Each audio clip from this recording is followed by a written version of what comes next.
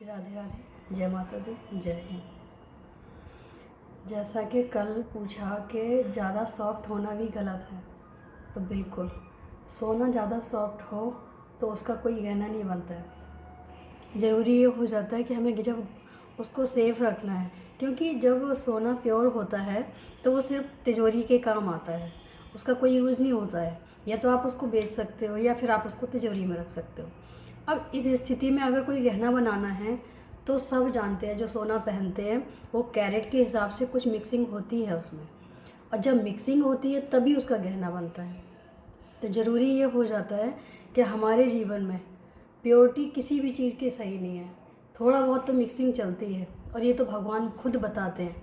अभी आप महाभारत देख रहे हो, महाभारत में भगवान खुद ये कहते हैं कि अगर आपने शस्त्र नहीं उठाया तो आपके अपने आप को मार देंगे।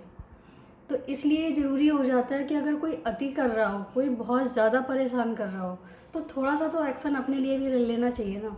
और ये साधु संतों के साथ जो हुआ है वो क्यों हुआ है? क्योंकि उन्होंने अपना नेचर नहीं छोड़ा। उनका नेचर है कि हम किसी पे वार नहीं करेंगे, लेकिन लोगों ने क्या किया, उनको मारा। वो भी इतनी बेरहमी से तो कोई जानवरों को भी नहीं मारता है कभी। तो अगर वो चाहते तो 35 साल की उम्र कम ज़्यादा नहीं होती है। अगर वो चाहते अपने बचाव में एक दो को वो मार सकते थे, लेकिन उन्होंने नहीं मारा, क्योंकि उनका वो स्वभाव नहीं है। और इंसान जब स्वभाव के विपरीत जाता है तभी कुछ कर सकता है, क्योंकि हमेशा सॉफ्ट स्वभाव वाले भी हमेशा काम नहीं आते हैं।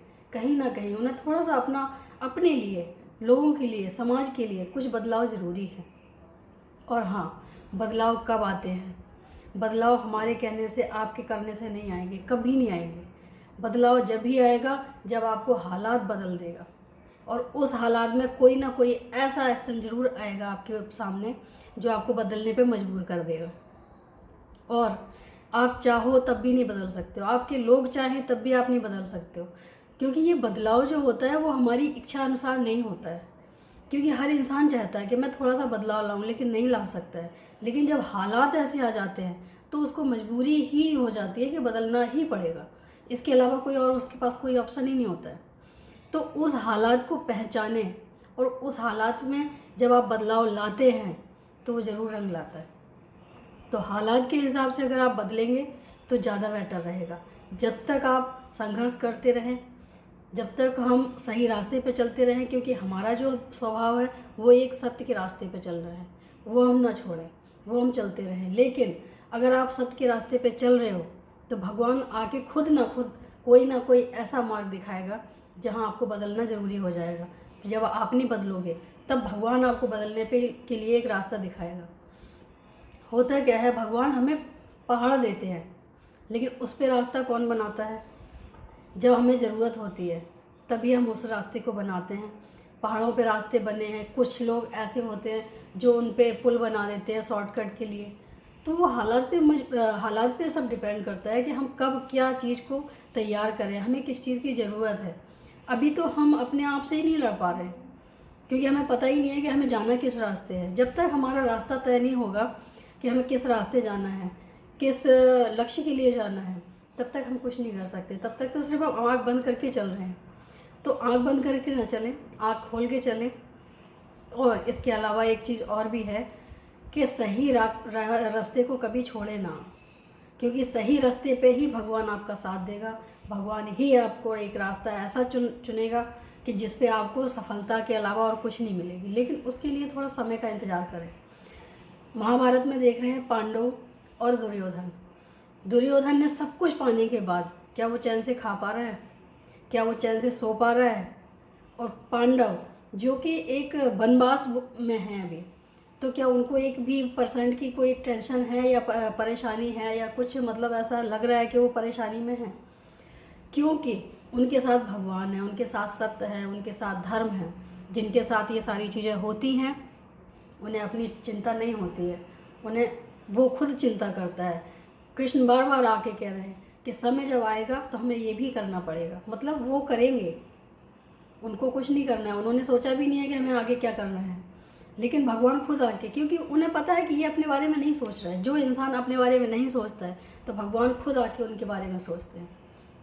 तो ये ज़रूरी हो जाता है कि आप अपने बारे में कम सोचें और भगवान से प्रार्थना करें कि कहाँ मैं गलत हूँ, कहाँ मैं सही हूँ। आप देखो, मुझे सही रास्ते पे दिखाते रहो।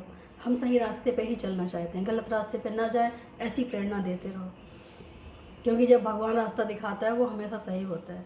कई लोग धर्म और अधर्म पे प्रश्न उठाते हैं कि धर्म क्या है, अधर्म क्या है। धर्म वही है जिसको हमें छुपाने की ज़रूरत ना पड़े।